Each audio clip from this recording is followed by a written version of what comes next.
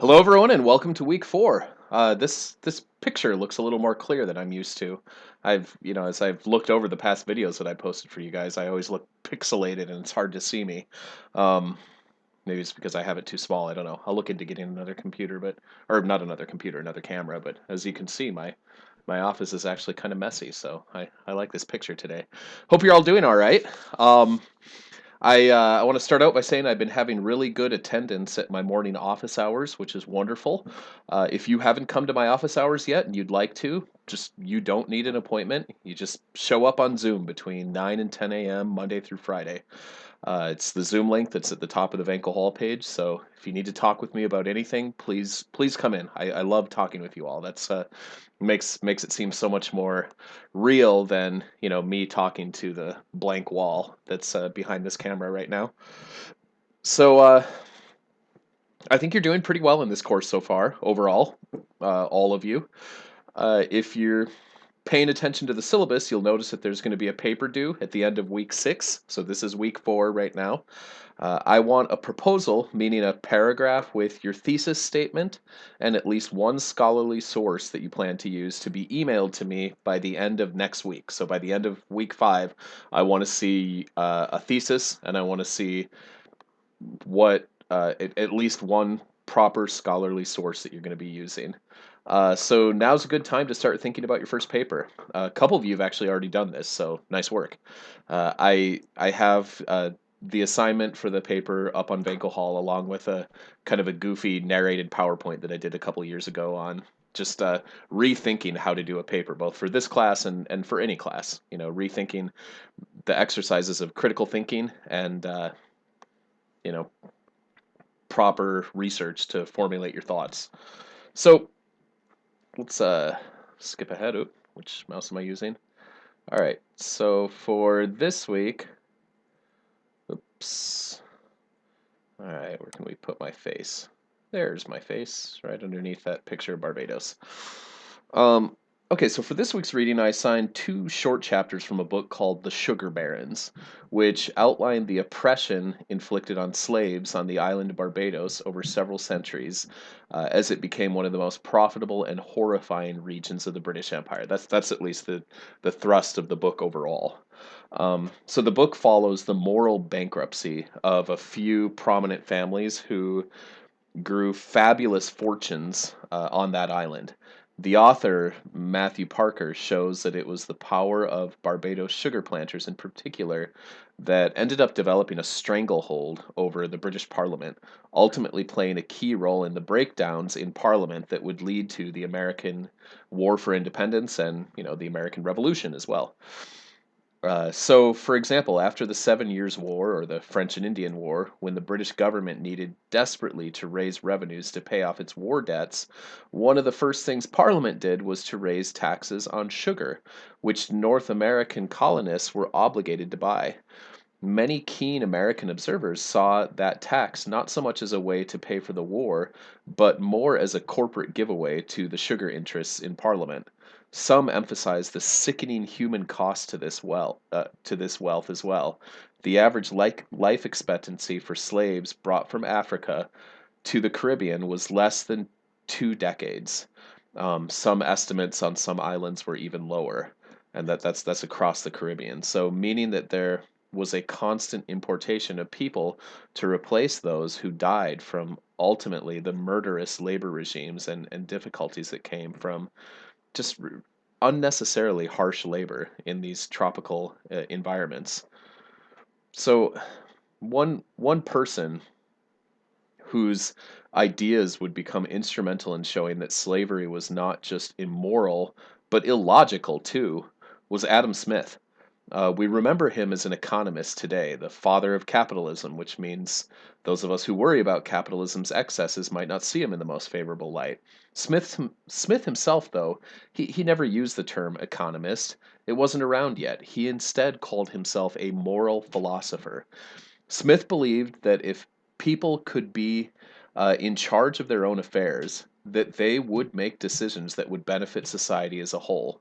So, as a classical liberal, He felt that government needed to allow for total freedom for an invisible hand then to regulate economies. Then, if people worked according to their own interest, forces like competition would encourage people to provide the best products at the lowest prices. In this equation, there was no room for monopolies like the big mercantilist companies of his day. Uh, no, no logical sense to force North American colonists to buy only English sugar, and there was absolutely no room for slavery. Slavery was not just bad for slaves, it was bad for everyone because it caused unfair competition with free laborers, took consumers out of the economy, and most importantly, took intelligent people out of society with all of their potential innovations that would benefit everybody. I saw a recent Facebook post that says it wasn't slaves who were kidnapped from Africa. It was doctors. It was, scientists. It was philosophers. It was writers. It was thinkers. It was poets. It was, everything else that these people were and could have contributed had they not been forced into, this ultimately not just immoral but illogical and stupid system. So that's the core of liberalism. When people have personal liberties, it's better not just for individuals, but for society as a whole. That's why he called himself a moral philosopher. His most prominent work, The Wealth of Nations, came out in 1776, and he was also a supporter of the Americans' desire for representation in Parliament. So, with this slide, and we'll come back to this slide again next week, I want to point out that while opposition to slaveholding, oops, sorry. So while opposition to slaveholding of the Caribbean planters motivated some to rebellion, a lot more people were just annoyed with taxes in general. And as opposition to taxation arose in the British North American colonies, some Americans found a simple soundbite, which I'm sure you're all familiar with, to interpret their disdain for taxes. No taxation without representation. Basically, that without direct representation in Parliament, they could not countenance any of the taxes being levied. This little couplet almost perfectly epitomizes the liberal ideology we discussed last week. It's what led to the earlier English Civil War and was an idea enshrined in the English Bill of Rights. It's the idea that government cannot act without the consent of the governed. That idea brought some to the patriot cause, but what brought a lot more people over to the cause of rebellion, and again, we'll talk about this more next week. I want to focus more on the Parker book today. But what brought a lot more people over to the cause of rebellion was the intellectual ferment seen in documents like the Declaration of Independence and Thomas Paine's Common Sense. And then eventually, with French, Spanish, Dutch, and Polish assistance, Poland at the time of the American Revolution was on the eve of its final partition into oblivion by much more powerful neighbors. But with all of this assistance, Americans would win their independence from the British Empire, and the American Revolution would become this experiment in liberalism, which would make things like slavery all the more problematic and hypocritical in the young American Republic. So I want to ground the notion of liberalism somewhat. I tried to drag myself to the side, but there's no room for my face in this slide anyways. All right. I want to ground the notion of liberalism a little more too. So when we use the word liberal today in our country, we are typically referring to the policies of the Democratic Party or parties that advocate similar, perhaps more extreme policies than the Democrats. Conservative then is typically something we construct to be the opposite of liberal. So over 250 years of our history, though, conservative and liberal have meant very different things. So today we often think of conservatives as referring to those who are pro business, who want minimal government regulations over business. Conservatives today are those who believe markets are better solutions to our problems than government, and typically oppose what they refer to as entitlement programs like public assistance. So in the late 18th century and early 19th century, though, it was liberals who were far more pro business, and liberals were the ones who wanted minimal government interference in our lives. Conservatives in England in particular, where a lot of these ideas played out in the 1700s, were the ones who were in favor of poor relief money, in part because they hoped such relief, welfare, would prop up their aristocratic feudal systems and fend off revolutions. It's like, well, give people a little bit so they'll stop complaining, and then we can remain top dogs on top. Liberals believed freedom of contract and labor were solutions to poverty, not charity. So conservatives then in the 18th century, they emerged in opposition to liberalism. They worried that societies like industrializing England were undermining noble privilege and the proper order of society. They often looked back fondly on feudal era Europe as a time when things were ordered, people knew their place, and the only people to engage in enterprise were those with permission of the ruler, permission of the king, typically those with noble blood. Adam Smith argued that ability mattered, not nobility. So as England began to industrialize, those factory owners at the forefront of progress began to embrace Adam Smith's idea that an economy would be best governed by allowing for free trade. And again, we're going to be coming back to this as we talk about early American economics and politics.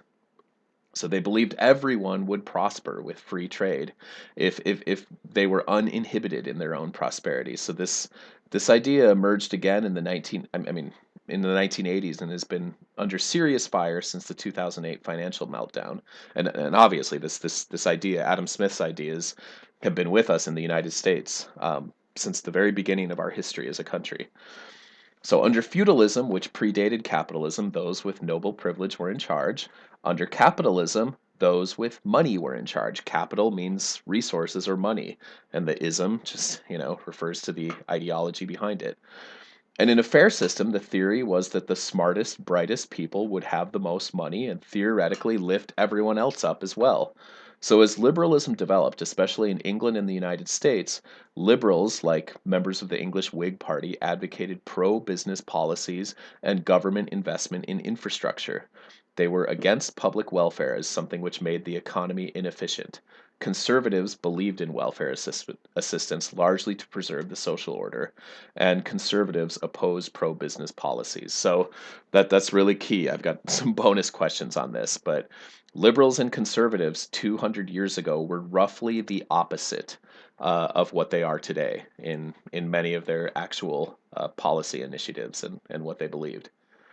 All right, I want to shift gears to slavery. You've seen this slide before. As Lepore shows, I'm not really shifting gears when I start talking about slavery, but it is part of the main story for most of American history. So this slide is just a reminder that the slavery of the Atlantic world would uh, eventually surpass the centuries-long slavery of the Middle East, in part because of the structures of exploitation and accompanying technologies that emerged in this period of proto-capitalism. And as I mentioned before, 12 to 15 million people were taken from their homes by force, with 10 to 20% of them dying before ever even reaching the New World. So I find the people who mobilized against slavery in this period to be incredibly inspiring, especially in the period covered by the mid 18th century, as covered by the Parker book. So many of these people would not live to see the abolition of slavery anywhere. Certainly none lived to see it abolished in the United States.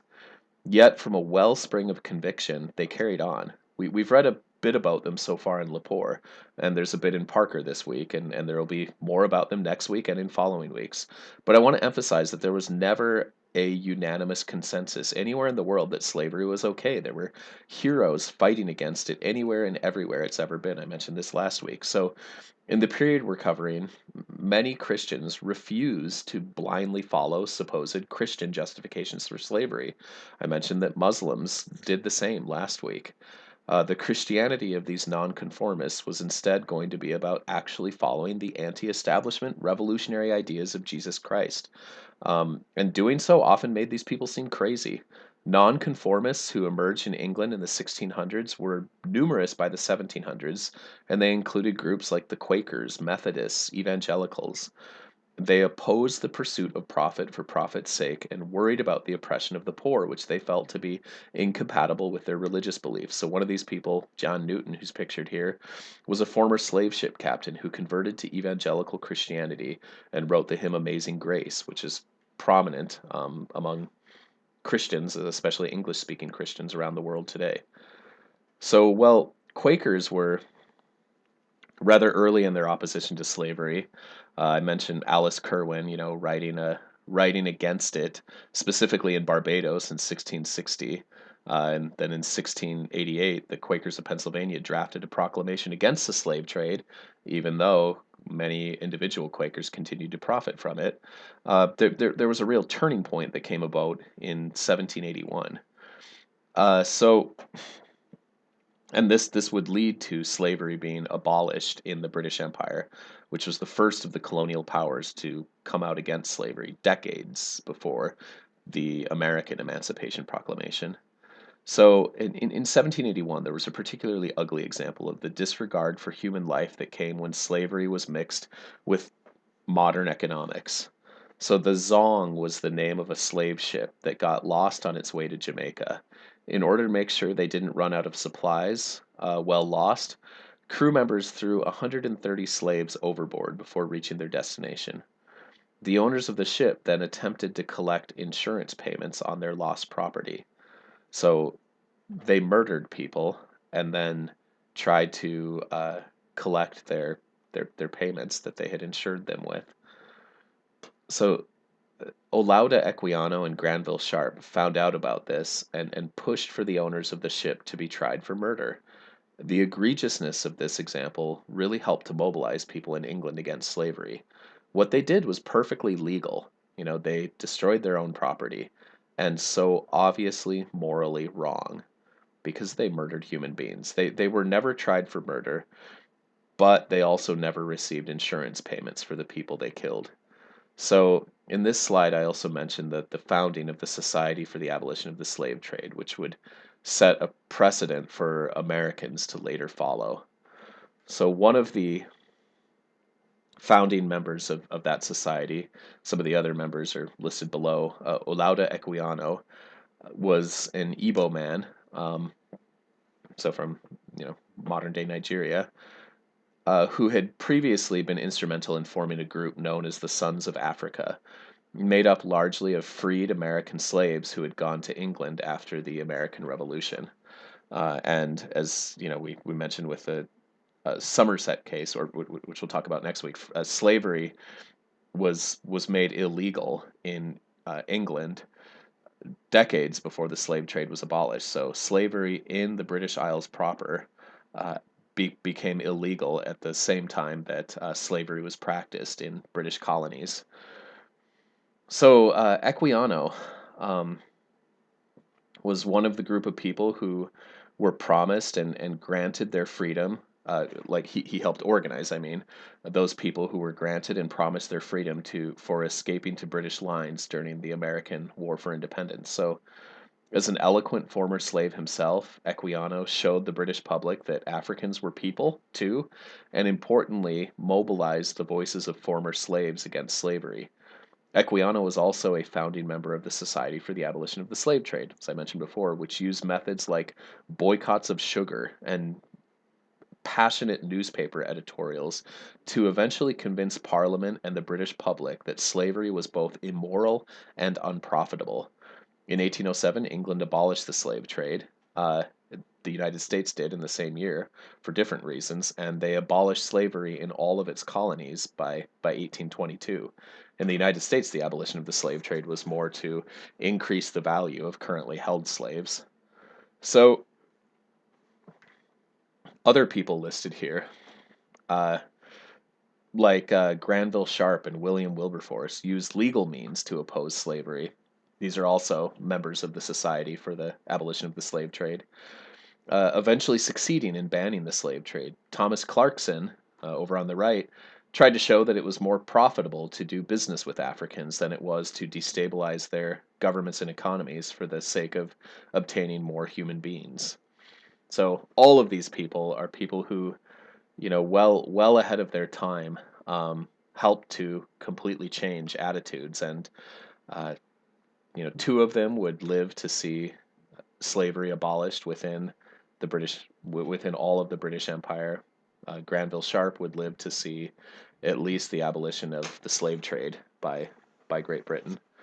Um, so I hope this background helps you to make a little more sense of what's going on in the Parker reading and to see how it fits into what we read in Lepore last week and what we'll read for next week. So as always, you know where to find me if you want to talk about anything at all.